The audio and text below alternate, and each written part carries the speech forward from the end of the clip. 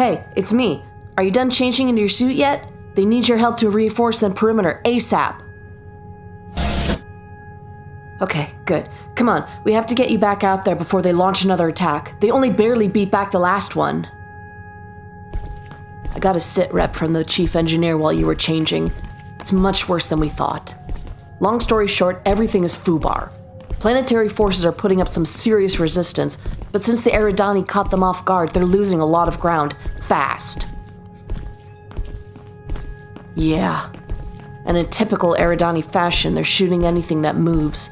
That includes all the civvies we're sheltering now. Well, there's a little bit of good news. More people keep showing up, which means we get to save more lives. As long as we hold the line, that is. We won't have to worry about that. Our ship's basically a huge bunker.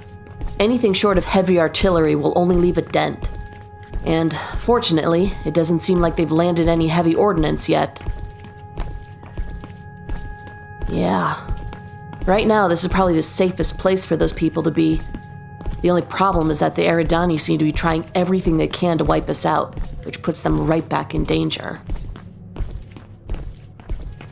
If I had to guess, it's because the spaceport is a key target and we're in their way. Without it, the rest of their troops and heavy ordnance will be sitting around being useless in space. And if they can't reinforce their spearhead, this invasion might fall apart.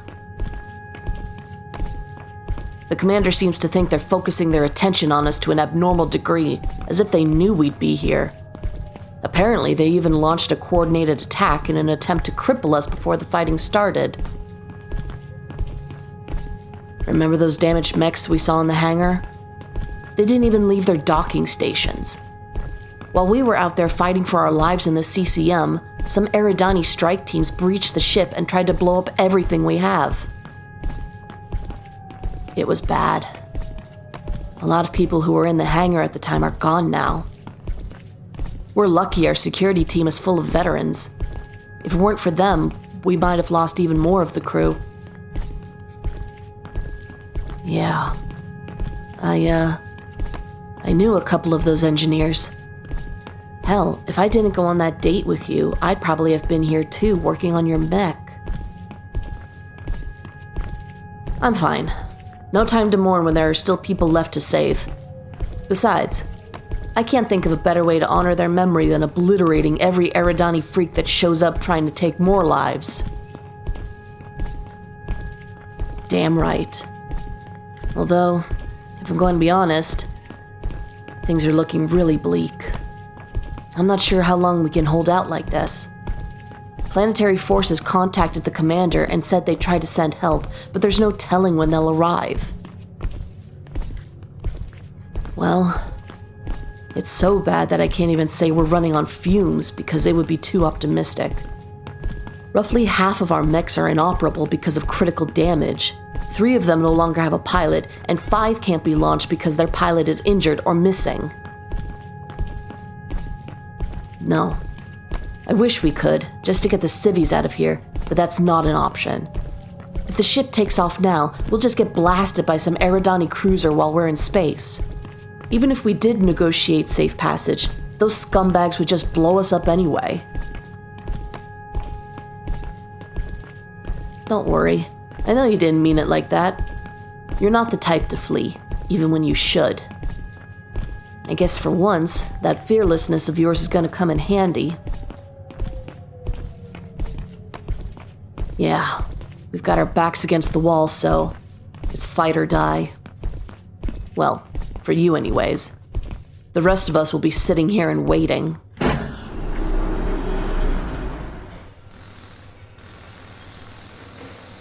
Honestly, yeah, I am afraid. I put up a brave face in front of the civvies and told them everything will be fine, but deep down, I'm worried we're not going to live through this. I appreciate your optimism, but realistically, if the Eridani throw a couple more waves at us like the last, we won't make it past midnight.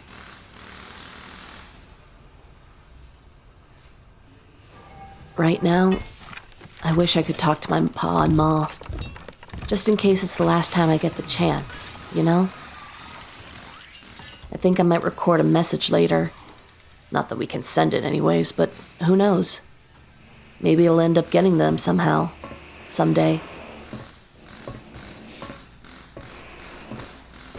Hey, I know you're being hopeful just to put me at ease, but be honest with me for a second. Do you really think we can survive this? Sure, it's not the first time you were outnumbered. But back then you had the element of surprise and you weren't on the defensive. Not to mention this is an urban combat zone. Line of sight is going to be a big issue. Well, I hope you're right. I really do.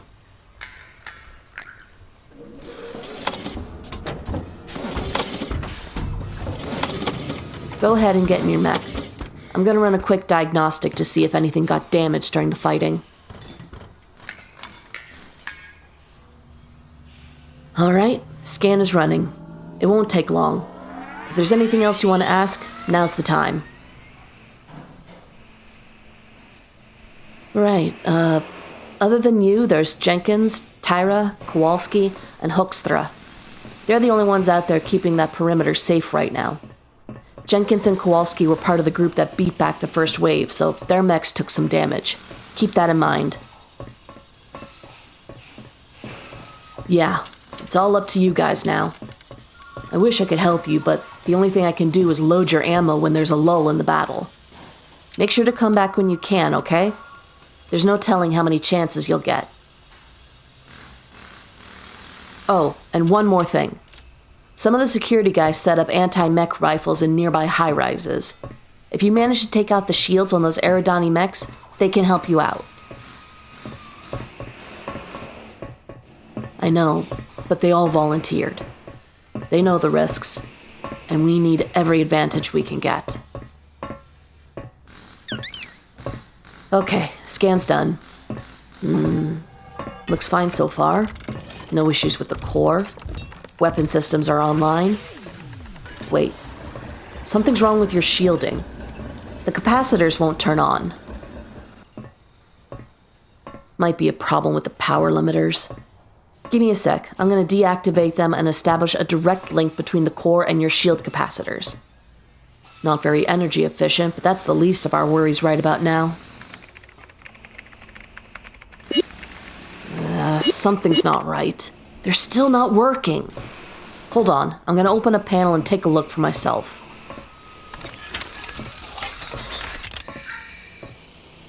Damn it! They're all fried! Your mech must have been hit during the fighting. Probably with a scrambler, because any type of blast would have cooked my terminal too.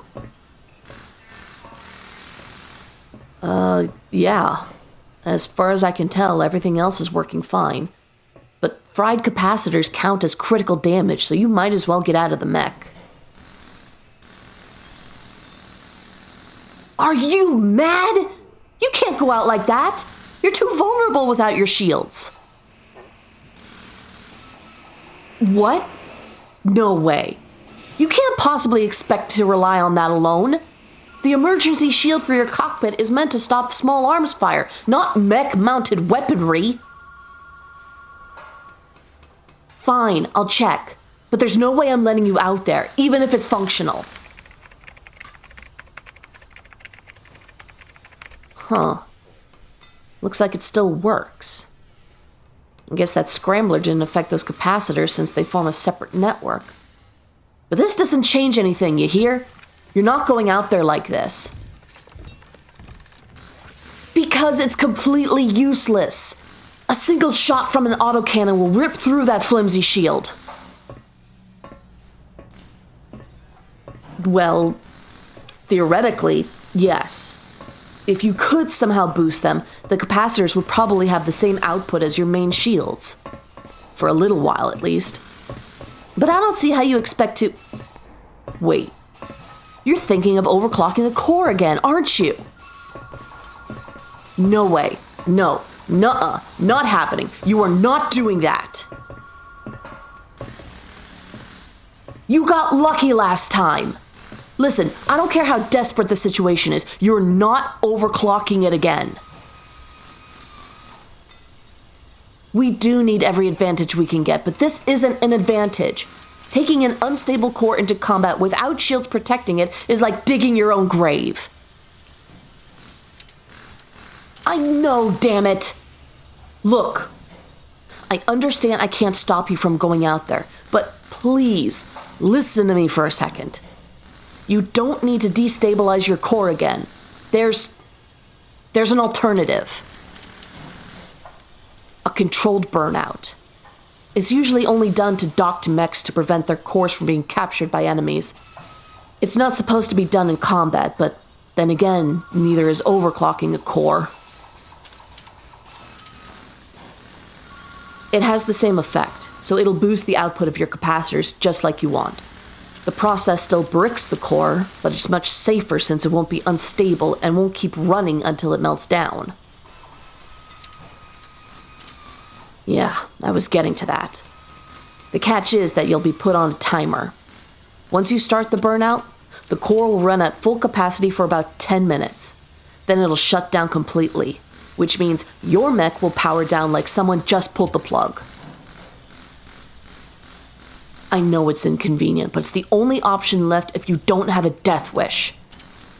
Here, take this. Slot it into any of your ports and it'll start the process. Yeah, that's it. You're all set to go now. I won't tell you to stay here, even though I want to. But, listen. I know you're probably thinking it would be better to just overclock your core again to keep it running indefinitely. And I know I can't stop you from making that choice once you're out there. Just, whatever you do, please be careful. And come back alive, okay?